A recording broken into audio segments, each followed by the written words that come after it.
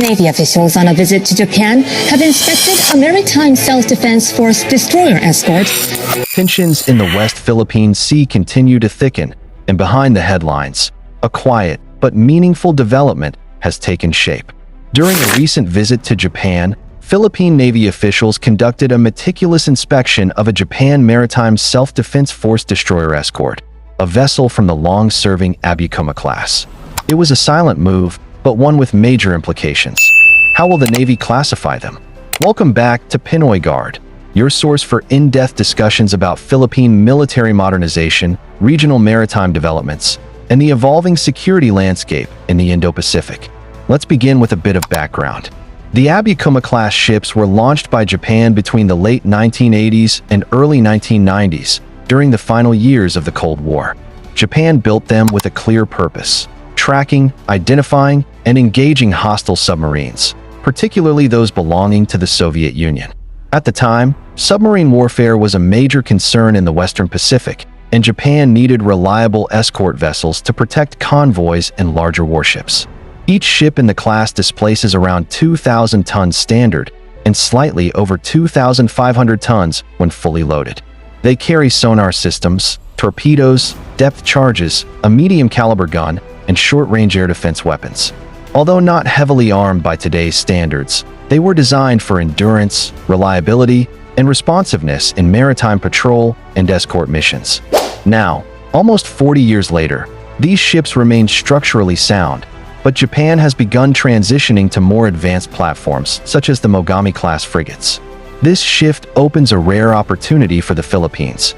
Earlier this month, a Philippine Navy team conducted a joint inspection of the JS Jintsu DE-230 at the JMSDF base in Sasebo, Nagasaki. Jintsu is one of the 6 ships in the Abukuma-Class and served as the representative unit for the inspection. The delegation found the vessel to be in good working condition, with systems that could still perform maritime patrol, area presence, and escort duties, capabilities the Philippine Navy urgently needs. The visual inspection is only the start.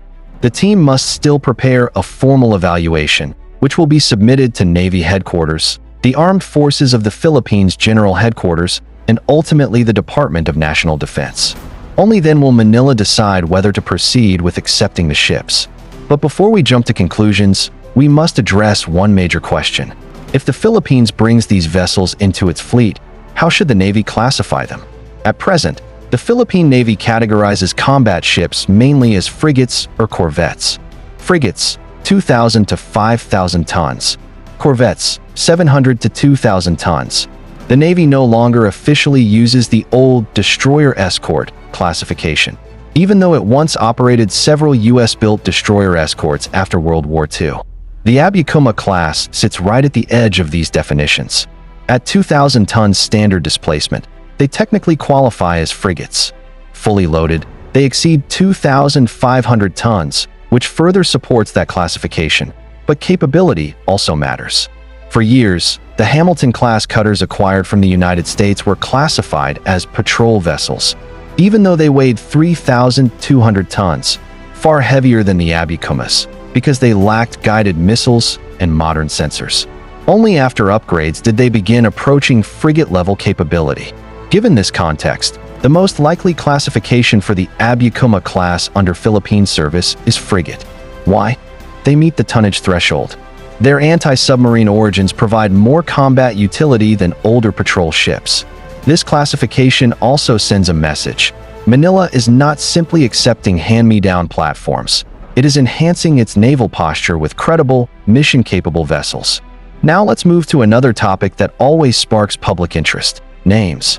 Traditionally, Philippine Navy frigates and corvettes are named after prominent national heroes. You already have ships named after Gabriela Silang, Melchora Aquino, Lapu-Lapu, and Dagohoy, among others. So what names might the Navy choose for the Abukuma-Class?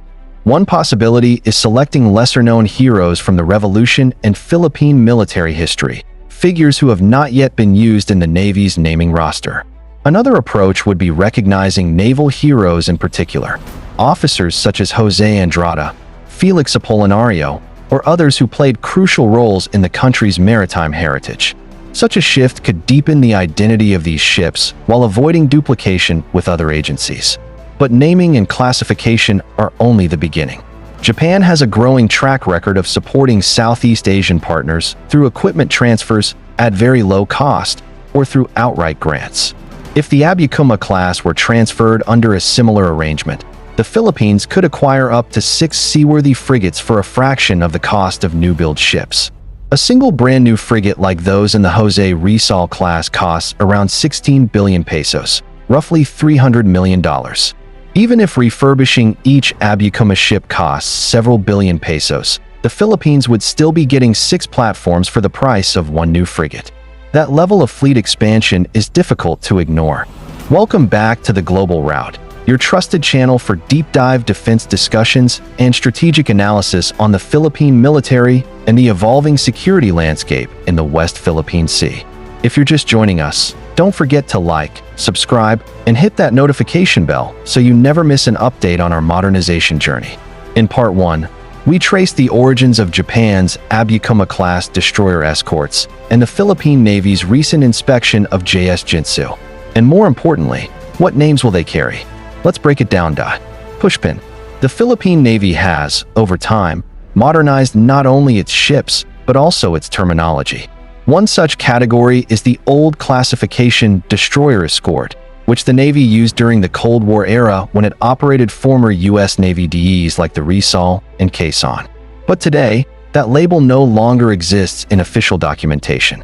Instead, the Navy now uses 3 main combatant categories. Frigate, 2,000 to 5,000 tons displacement. Corvette, 700 to 2,000 tons. Offshore patrol vessel, 500 plus tons, but lightly armed. This leads us to an interesting situation. The Abukuma-Class sits exactly on the fence. When fully loaded, they climb to 500 plus tons, making the frigate classification even more credible. So does this mean the Philippine Navy will automatically place them in the frigate category? Not necessarily. Weight is only half the story. Capability is the other half. Take the Del Pilar class cutters for example. They displace 3,200 tons, larger than the Abukumas. But for years, they were not labeled as frigates. Why? Because they lacked modern missile systems and advanced sensors. On the other hand, the coming Offshore Patrol Vessel, OPV, program includes ships smaller than the Abukumas, but with more modern upgrades and automation. Thus, classification becomes a blend of size, systems, intended role, combat capability, doctrine. When we combine all of these factors, the picture becomes clearer. Most likely classification, frigate. Here's why. 1. They meet the displacement criteria. 2.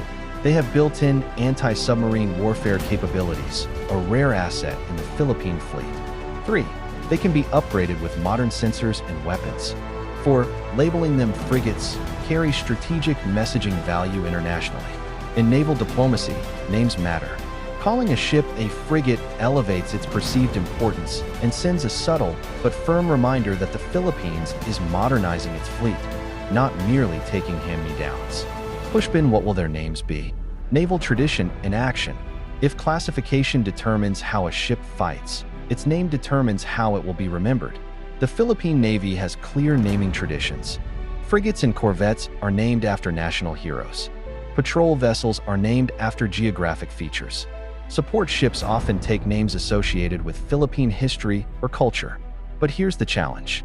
Many famous heroes' names are already taken not only by the Navy, but also by the Coast Guard and BFAR. For example, the Coast Guard has the Gabriela Silang and Melchora Aquino. BFAR uses Lapu-Lapu and Francisco Dagohoy on its monitoring vessels. This limits the Navy's pool of historically significant names. So what options remain? Option 1. Honor lesser-known revolutionary heroes. Potential names could include BRP Domingo Panganiban, BRP Teresa Magbanua, BRP Candido Iban, BRP Emilio Jacinto, if not taken by other government vessels. These names maintain the heroic theme without overlapping with other services. Option 2. Celebrate maritime heroes within the Navy's own history. This approach would highlight those who served in naval operations or maritime campaigns. For example, BRP Jose Andrada, considered the father of the modern Philippine Navy. BRP Felix Apolinario, a pioneer in naval training and operations. BRP Ramon Alcaraz, already used once, but his legacy could extend to a new class if desired. Naming Abukuma-Class ships after naval icons would strengthen the identity of the fleet. Option 3. Start a new naming convention entirely. The Navy could choose to name them after provinces with maritime heritage such as Cavite, Batangas, or Zambales. Use the names of Philippine seas and straits, e.g., BRP Sibuyan Sea or BRP Verde Passage. This would create a brand new naming tradition for a brand new era of Philippine-Japan security cooperation. Pushpin, the real question: how will these ships be used? Up to this point, we've talked about labels and names. But what truly matters is mission assignment.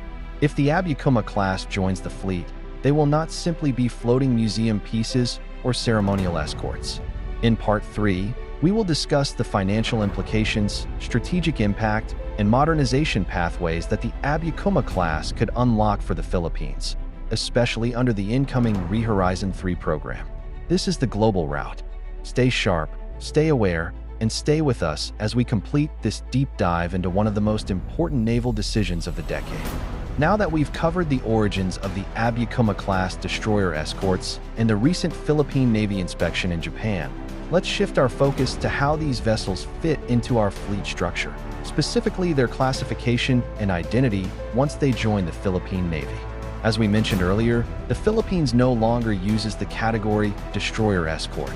Even though our Navy historically operated several during the post-World War II era, ships below 2,000 tons tend to fall under the corvette category, while vessels weighing between roughly 2,000 and 5,000 tons are labeled as frigates. And this is where the Abukuma-Class becomes interesting. Their standard displacement is about 2,000 tons, and when fully loaded, they exceed 2,500 tons. This comfortably places them within the frigate class under Philippine Navy guidelines. But tonnage is only one part of the equation. Capability matters just as much, sometimes even more. Look at the case of our former Hamilton-class cutters from the U.S. Coast Guard. When they arrived, they were physically larger than the Abukuma-Class. Yet they were initially downgraded and classified as patrol vessels because they lacked missiles and modern sensors at the time. On the other hand, the Del Pilar-class vessels remain some of our largest surface ships, but are not considered frontline combatants. Their value lies in endurance and patrol capability rather than high-end warfare. Despite being older platforms, the Abukuma-Class still carries credible anti-submarine warfare foundations.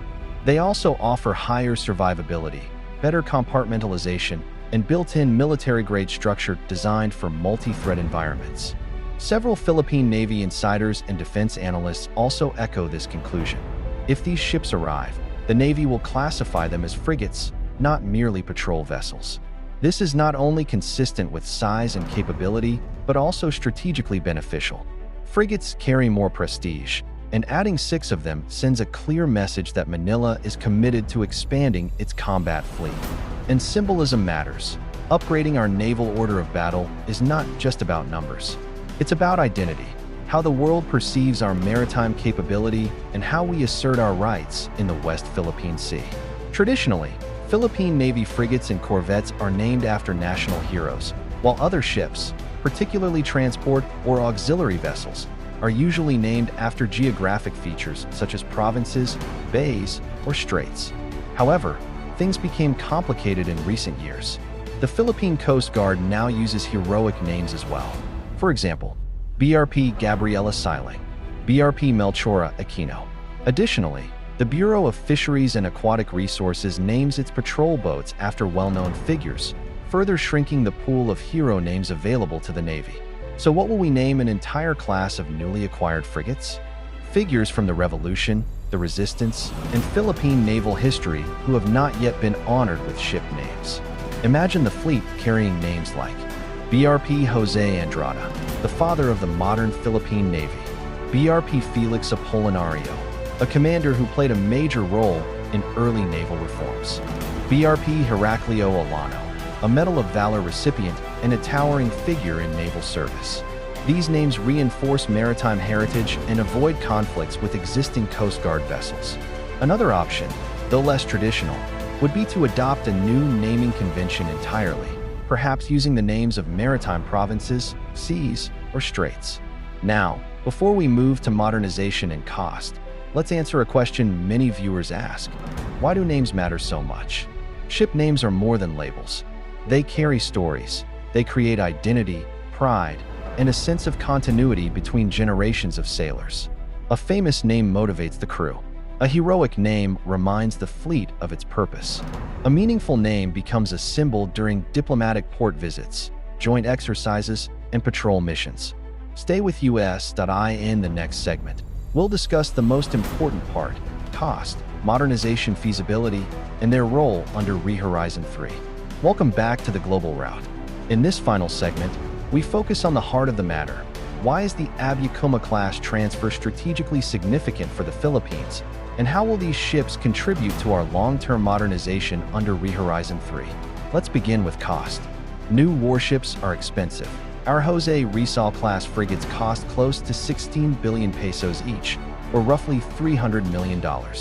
But expanding the fleet with new ships alone is unrealistic. Budget constraints, procurement timelines, and geopolitical pressures make it difficult for the Philippines to rely solely on brand new builds. Historically, Japan has transferred defense equipment to Southeast Asian partners through grant aid, discounted deals, or direct donations. The Philippines received TC-90 training aircraft first through lease, then eventually free of charge. Japan has also provided vessels and surveillance equipment to countries such as Vietnam, Indonesia, and Malaysia under similar terms. If the Abukuma-Class follows this pattern, the Philippines may acquire 6 frigates for a fraction of the cost of new ones. Rehabilitation, refit, and integration of new systems may cost several billion pesos per ship. But even if the total expenditure for all vessels reaches the price of one modern frigate, we still gain multiple hulls for the same investment. You cannot patrol a vast archipelago with a handful of ships. You cannot deter a regional power with only 2 modern frigates. You cannot maintain persistent presence in contested waters if your fleet lacks numbers. Quantity alone is not a strategy, but without quantity, you have no strategy. The Abukuma-Class gives the Philippines what it urgently needs: platforms that can sail, monitor, escort, and project national presence in the West Philippine Sea. Now let's talk about upgrades. One realistic question is, can the Abukuma-Class be modernized to handle today's threats? The answer depends on how far the Philippines is willing to invest. Their greatest strength is their anti-submarine warfare heritage, which remains relevant.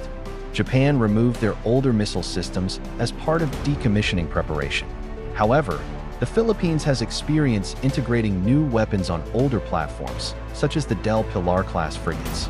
In the short term, the Abukuma-Class will most likely operate as patrol frigates, focusing on maritime presence, escort missions, and naval diplomacy. Over time, selective modernization could add surface warfare or air defense capabilities, depending on funding and strategic requirements. And here is where Rehorizon 3 comes in. The 2028 to 2033 modernization phase emphasizes joint force integration, interoperability with allies, and persistent maritime domain awareness. The Philippines is shifting from a purely defensive posture to a more assertive, coordinated maritime strategy. The Abukuma-class vessels help in 3 major ways. 1. Expanding the fleet quickly. Instead of waiting years for new ships to be built, the Navy instantly gains 6 additional hulls. This enhances patrol coverage, response time, and area presence. Point 2. 3. Strengthening strategic partnerships. Operating Japanese-built ships deepens defense ties with Japan. Interoperability increases, joint exercises expand, and political symbolism strengthens. It communicates a clear message: Japan and the Philippines stand together in defending a rules-based maritime order. Now, let's zoom out for perspective. China's maritime militia, Coast Guard, and Navy continue aggressive activities in the West Philippine Sea. From blocking resupply missions at Ayungin Shoal to dangerous maneuvers near Scarborough Shoal, Beijing sends ships almost daily. They rely on overwhelming numbers and intimidation. The Philippines cannot match China ship for ship, but we can deny intimidation, maintain consistent presence, and force Beijing to calculate risks. 6 additional frigates, even older ones, complicate China's tactics. They increase the number of Philippine ships operating in contested waters. They create more eyes, more cameras, more surveillance, and more deterrence. And deterrence is not about winning a shooting war. It's about making sure one doesn't happen. In closing, the potential transfer of the Abukuma-Class destroyer escorts is more than a hardware acquisition. It is a strategic shift, a signal that the Philippines is building a real surface fleet, expanding alliances, and preparing for a more contested maritime future. They will not be the most advanced ships in our fleet. They may be second-hand, but in Philippine colors, they may become some of the most important vessels of the decade. This is the global route. Stay sharp, stay informed, and remember, our seas are our strength, and our strength becomes our future.